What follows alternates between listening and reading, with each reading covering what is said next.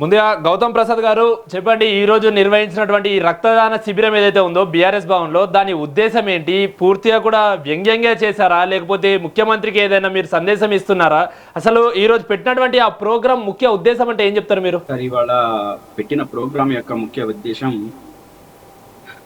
గత 4 రోజులుగా రాష్ట్రంలో ఏ రాజకీయం నడుస్తుందో మీ అందరికీ తెలిసింది. మొన్న మాట్లాడుతూ ముఖ్యమంత్రి గారు ఒక ప్రెస్ మీట్లో మాట్లాడుతూ ఒక విలేకరు అడిగిన ప్రశ్నకు, మరి ఎల్నినో రాబోతుంది కదా, ఈ రాష్ట్రంలో మరి నీటి కొరత ఎట్లా తీరుస్తారు అని చెప్పేసి అడిగితే, వీళ్ళని కోసి వాళ్ళ రక్తము వాళ్ళ కొవ్వు పంటల మీద తలితే సరిపోతుంది అని చెప్పేసి మాట్లాడి, ఈ మాట్లాడిన దానికి కౌంటర్గానే మా రక్తమే పంట పొలాలకు పోస్తే పంటలు పండుతాయి అనుకుంటే కనుక మా రక్తం ఇస్తాము, మా రక్తం తీయటం నీ ఉద్దేశమే అయితే నీకు రక్తమే పంపిస్తాము, అదేవిధంగా పంట పొలాలకు నీళ్ళు ఇవ్వండి, కాళేశ్వరం దగ్గర ఉన్న నీళ్ళని ఎత్తిపోయండి, కన్నేపల్లి పంప్ హౌస్ దగ్గర ఉన్న నీళ్ళని ఎత్తిపోయండి, ఎత్తిపోసి నీళ్ళని మీరు తెలంగాణ రాష్ట్ర రైతులకు అందించండి అని చెప్పే ప్రధాన ఉద్దేశంతోనే ఈరోజు కార్యక్రమం నిర్వహించడం జరిగింది. ఆ రక్త పిపాసి కోరుకుంటున్న దాని ప్రకారమే ఈరోజు రక్తం ఇవ్వడం జరిగింది. అదేవిధంగా రేపటి నుంచి కూడా మిగతా రాష్ట్ర జిల్లాలన్నింటిలో కూడా ఆయనకి ఎంత రక్తం కావాలనో అంత రక్తం ఆయన మీద ఇస్తాము. అదేవిధంగా ఆయన తెలంగాణ రాష్ట్ర ప్రజలకు కావాల్సిన నీళ్ళని ఇవ్వమనే మేము కోరుతున్నాం. మా రక్తం ఇవ్వడానికి ఆనాడు భయపడలేదు, ఆ రోజు వెరవలేదు, ఈ రోజు వెరవము, రేపు వెరిసేది లేదు. కానీ కన్నేపల్లి పంప్ హౌస్ దగ్గర ఆ మోటార్లను ఆన్ చేసి నీళ్లను ఎత్తిపోసి తెలంగాణ రాష్ట్ర రైతులకు నీళ్ళు ఇవ్వండి అని చెప్పేసి అంటున్నాం. ఒకవేళ మీరు ఇవ్వను అని అంటే దానికి ఏ విధంగా సమాధానం చెప్పాలనో ఆ విధంగా సమాధానం చెప్తాము. ఈ రోజు రక్తం అని చెప్పేసి కోరితే రక్తం ఇచ్చినాం కదా, మా నెక్స్ట్ పోరాటం ఏముంటది, ఎట్లా ఉంటది, ఈ ప్రభుత్వం ఆ పోరాటానికి ఏం సమాధానం చెప్తుందో కూడా రేపు రాబోయే రోజుల్లో మీరు కూడా చూస్తారు.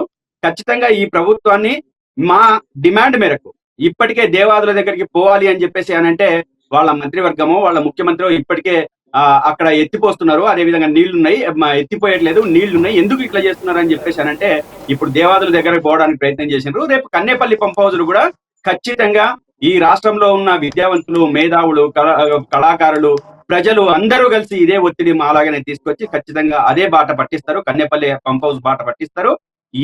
నీళ్లను ఎత్తిపోయించేదాకా వదిలిపెట్టేది లేదు, వాళ్ళ మెడలు వంచేదాకా వదిలిపెట్టేది లేదని చెప్పేసి ఉద్దేశంతో గౌతమ్ ప్రసాద్ గారు ఒక్క నిమిషం, రాజకీయంగా అనేక మాటలు మాట్లాడుకుంటూ ఉంటారు. కొందరు నేను ప్రాణం పోయిన అబద్ధం చెప్పనంటారు, కొందరు మీరు అసలు ఏం చేశారంటారు, ఇదే విధంగా మీ రక్తంతో నేను రైలు తరుస్తాయి, ఇదే చాలా వరకు కూడా మనం రాజకీయ ఆరోపణలు, రాజకీయ మాటలు ఇవన్నీ కూడా వింటాం.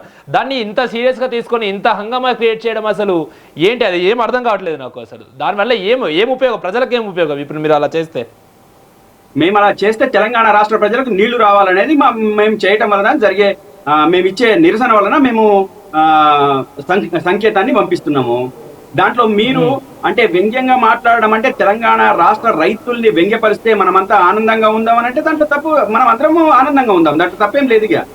ఎందుకంటే తెలంగాణ రాష్ట్ర రాజకీయ నాయకులు 100 మాటలు యూజ్ చేస్తూ ఉంటారు. సో తీసుకోవాల్సిన అవసరం లేదు కదా. రైతుల పంట పొలాలకు నీళ్లు ఇట్లా ఇస్తావని చెప్పేసి అడిగితే వాళ్ళ రక్తము వాళ్ళని కోసి రక్తం వేస్తామనడం అది అంటే చాలా తులకన చేసి మాట్లాడటము అంత తేలిక అనిపిస్తుందా? అంత దారుణంగా మాట్లాడము. ఈ రోజు మీరంతా మీలాంటి విద్యావంతులు అంతా కూడా ఆ ముఖ్యమంత్రి మాట్లాడిన మాటల్ని నిర్ద్వందంగా ఖండించాలి. ఫస్టే రాజకీయాలు సవాలక్ష ఉంటాయి, సవాలక్ష మాట్లాడుకోవచ్చు, సమస్యలు మాట్లాడుకోవచ్చు, సమస్యల మీద అవగాహన కల్పించవచ్చు, సమస్యల విషయంలో మనం అనేక రకాలుగా అక్కడ ఉన్న సమస్యని అన్ని రకాలుగా చెప్పొచ్చు. చెప్పడం వేరే, అని కోసి రక్తం వేయాలని అంటే ఇది క్రిమినల్ చర్య కదా. మీరు చెప్పండి. మరి ఇదే